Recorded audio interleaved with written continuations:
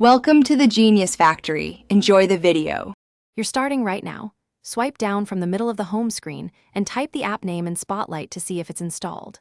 Once done, swipe left past all home pages to reach the app library and scan the categories or search.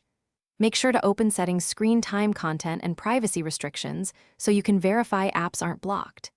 These first checks find most missing apps fast, and they explain whether the app is hidden, restricted, or simply off a page.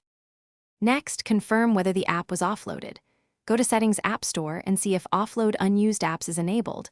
Offloaded apps show icons but need redownload. If you don't see it, open the App Store, tap your profile, and check Purchased or My Purchases under your Apple ID to redownload. Also, long press the home screen, tap Edit Pages, and ensure no pages are hidden.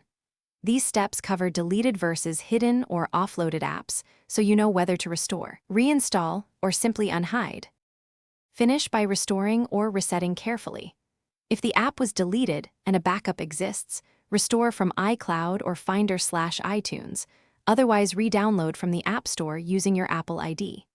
You can also reset the home screen layout in Settings General Transfer or Reset iPhone Reset Home Screen Layout to reveal misplaced icons. If nothing works, sign out of your Apple ID and sign back in, then reboot. Troubleshooting tip. If apps vanish after updates, update.